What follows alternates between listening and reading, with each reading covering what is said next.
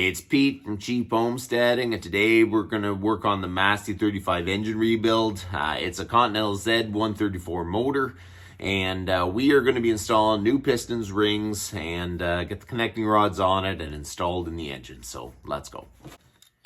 I have already installed number 4 piston, got the new rings on it, the wrist pin put in, and that one's ready to go. So the next one we're going to do is number 3, and this is the piston that the valve dropped and hit.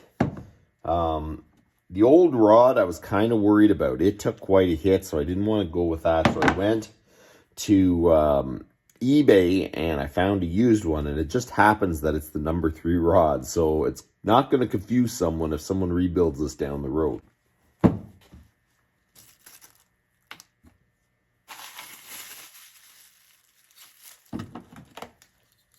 We're going to tap out the old wrist pin.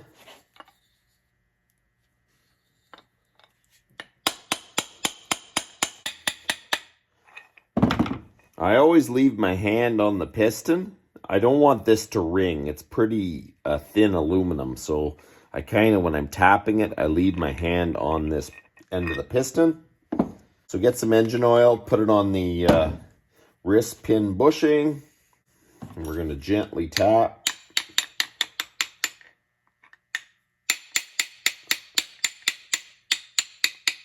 I really do like to support this part of the skirt. Just going to give it a gentle tap down. It should go relatively easy.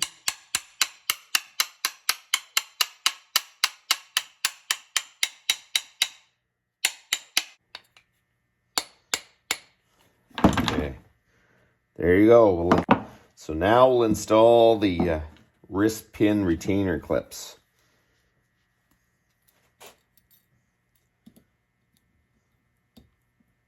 You want to make sure that that clip is installed. You don't want that thing coming loose, for sure. So there you go. The clips are installed. They're right at the very bottom of the wrist pin. I've been meaning to get a toaster oven for a while because you can put your pistons in there, heat them up, and then the wrist pins just slide in real nice. I have always just tapped in my wrist pins. I haven't had any problem with it. But, you know, in the last little bit, I've been saying a toaster oven will come in handy. Chainsaw rebuild I did and everything, it's just so much easier if you can actually heat up your covers, install your bearings. So I think I'm going to be looking for a good used toaster oven in the future, but there isn't any problem with just tapping in the pins. You just got to be careful. And now we're going to install the rings.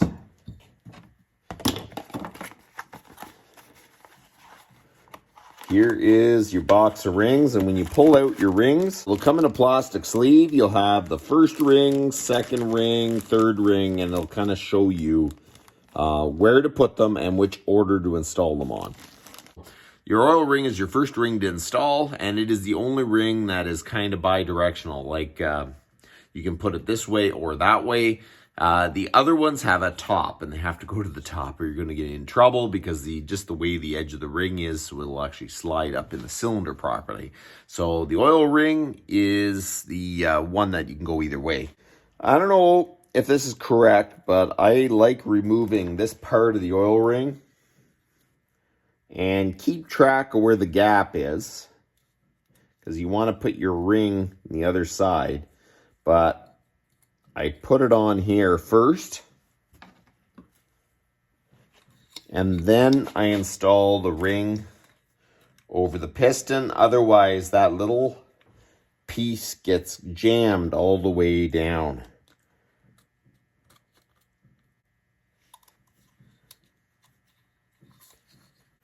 Okay, so when I pop this back on, I make sure that little spring seam where it pulls apart is opposite to where your ring gap is. So now we're going to install ring number 2. They kind of show that's the order in which you do it.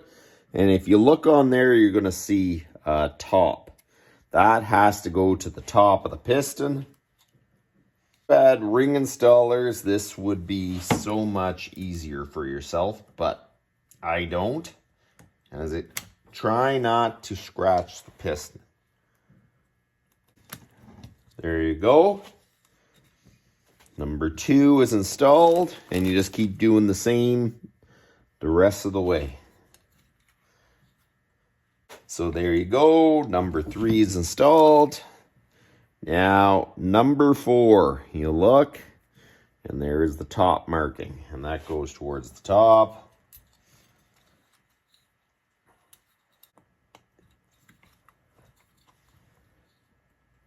I think I'm going to invest on a ring installer. There we go. That's it. And then after I'm done, I like looking. There's top. I go look. I installed it. There's the top mark. And there's the top mark. Now that number 3 is done. After you install the rings, it's kind of nice to make one quick look and make sure that you put the rings on all the right direction. You never know, you flip it over. Stranger things have happened, so it's kind of nice to double check. So now we're moving on down the road. We're going to do the other piston. So there you go. All 4 pistons are done. We are ready to install them. When I was redoing the engine, I noticed the crank looked really good, but the bearings were just getting wore out, so I wanted to replace the bearings. I looked at the bearings, and they were 30,000 over. And surprisingly enough, 30,000 over bearings are kind of hard to find anymore because people just replace the crank. A crank for this engine is about $500-600. So it almost makes it not worth to send out your crank and get it fixed. So basically when people would cut down cranks, they would get damage on the cranks, they would send it out, they would cut them down, and they would put bigger bearings in it to take up that space. It's kind of becoming an older thing because people just change cranks. So I had a hard time finding 30,000 over bearings, so I called Faucet Tractor Supply. They tracked down the bearings, and they sent to me pretty quick, so I'm pretty happy about that. We are going to start installing these and getting these pistons back in the block. Okay, so we are going to do 1 piston at a time. See why we're changing them. You can see the connecting rod bearings are wore out, and thank goodness that it didn't damage the crank. We're just going to pop out the old ones.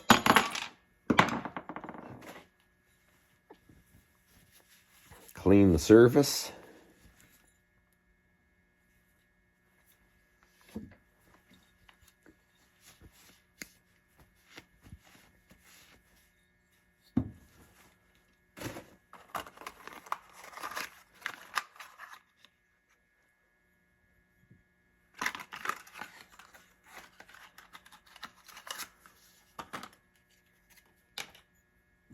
See this notch on your connecting rod? It lines up with this mark on your bearing. So you just got to get them to line up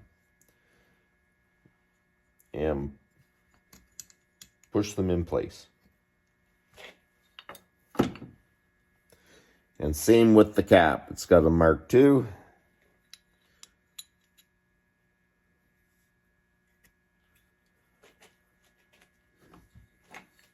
And then you make sure the number 1 matches the number 1. That's where how your cap goes on.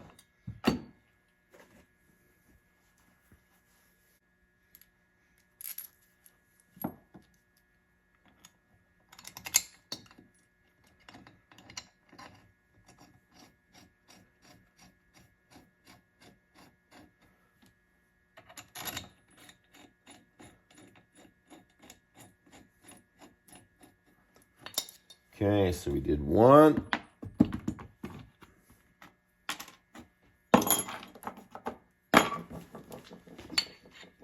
We'll just keep going down the row. Now we have to get the engine ready for new pistons, so we're going to flip the engine over and make sure the crank's clean, and then reinstall the pistons.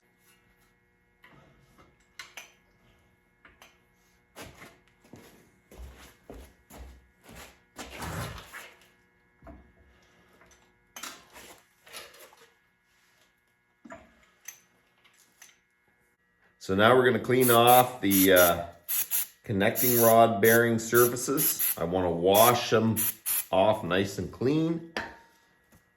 Make sure they look good.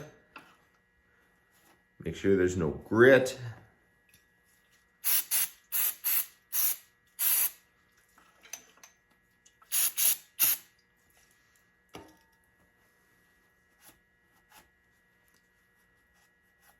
So now what we're gonna do is install the piston. So we have to compress the rings to make it go down in the hole.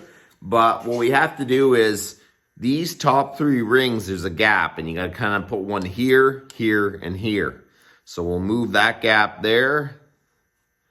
We'll move this gap here and the other one should be down there. So I have the gaps on the rings here, here, and here.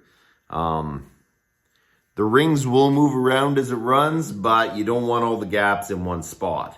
I like checking, okay, the clips in. Do one more look over the piston. We've got a piston ring compressor. And all that is, it basically just pushes down on the ring. So when you slide it into the cylinder, you can just tap it in place. Okay, so what I'm going to do is put some oil on the rod bearing. I'm going to take the cap off.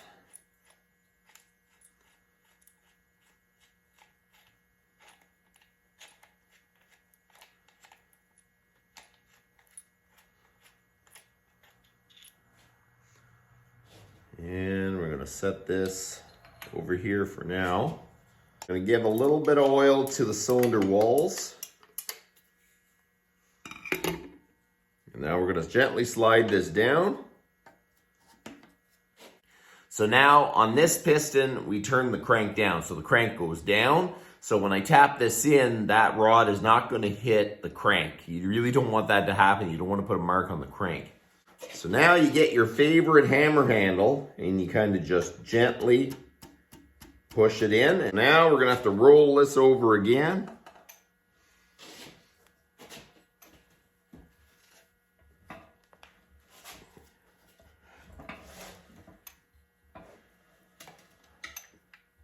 Pull the connecting rod up.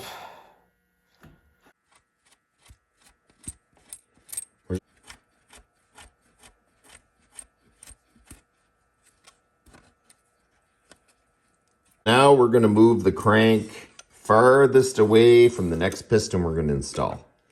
Now flip the engine back over.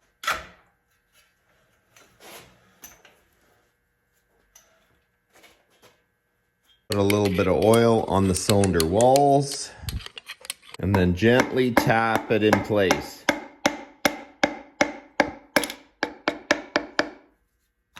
There you go, piston number 2. Back over. What did I hit?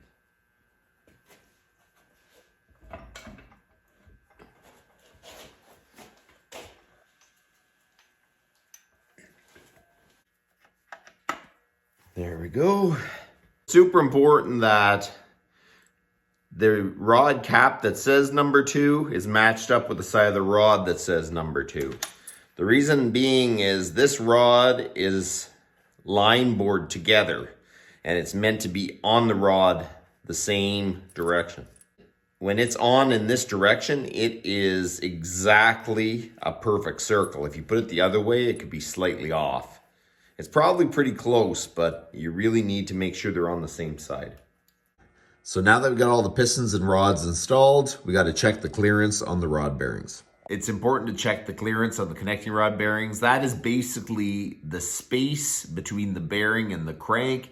And the only way to really check that is get plastic gauge. Plastic gauge is a little piece of plastic and you cut it, you stick it inside there. You torque it down to the torque that is specified.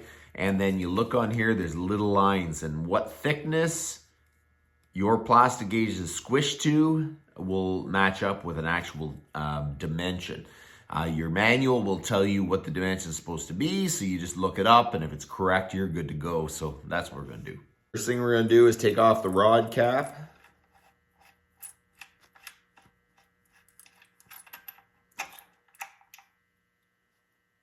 Set that there. Just gonna put a little bit of oil to hold it.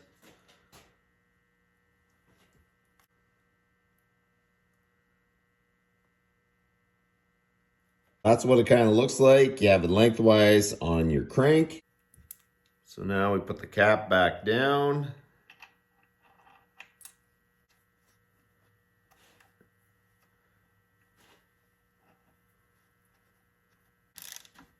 kind of go evenly.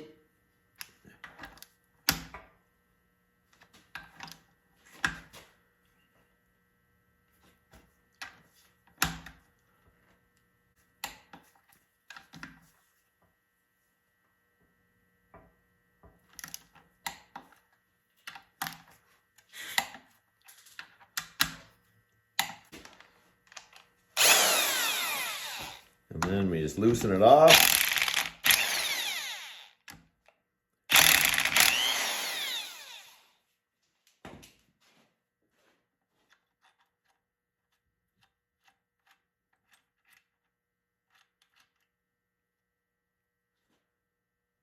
When you look, it seems to match up with 2/1000 of an inch.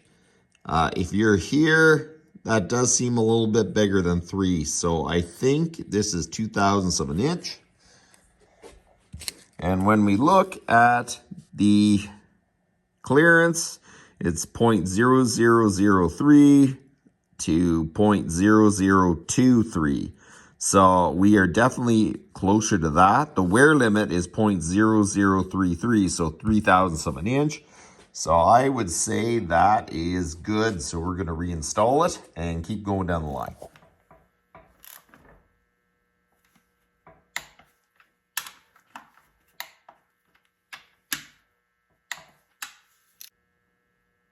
Yeah, that one's good too. All right, so we are going to remove these rod bolts one more time. And I am going to clean them, Loctite them, and then we're going to start torquing everything down. Going to use a bit of brake clean, go down the threaded holes, clean off the bolts, wipe off the bolts.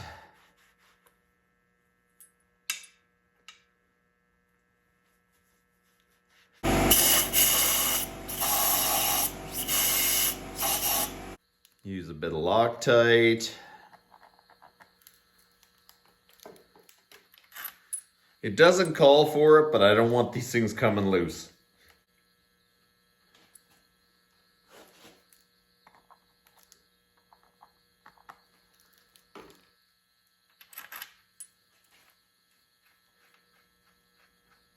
Torque wrench is set to 45.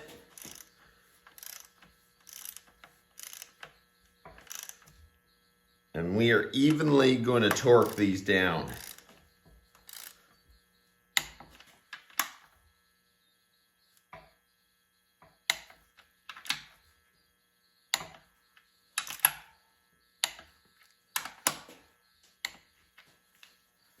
There's these little locking tabs we're going to bend down.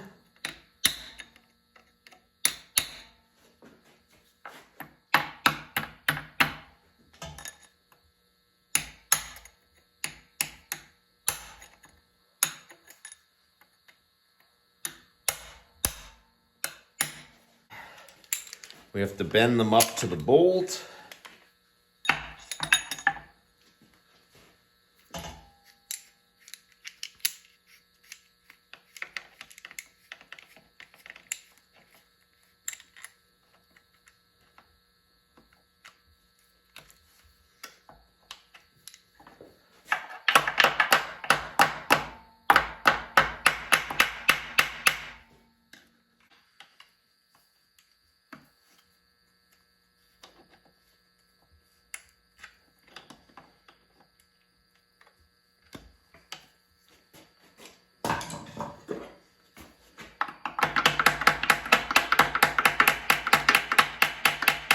So on these old engines, there are these locking tabs, and before the era of Loctite, they wanted to make sure they didn't come loose. So it bends down to the rod, and then the other side you bend it up against the bolt, so then there's no way for that bolt to turn loose. So I've Loctited it, I torqued it, and I've used the tabs. So now we just got to keep doing the rest of them. Each rod I've decided to put the tabs the opposite direction. I don't know if it'll matter too much. I just kind of want it to balance.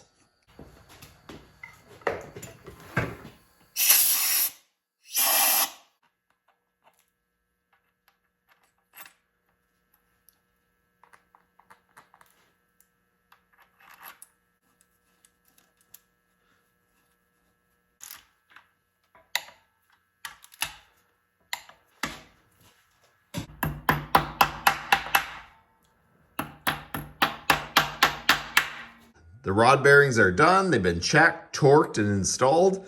And you know what? It's kind of cool with these metal clips to keep them from loosening off. I kind of thought, you know what? This engine doesn't have any counterbalance on it, and it's probably good that I have the clips on it. A lot of guys online said just torque them down, but you know what? I think I feel a little more comfortable knowing that they're actually there, and the rod caps aren't going to be coming off this thing. So that's about enough for today. You guys have a good one.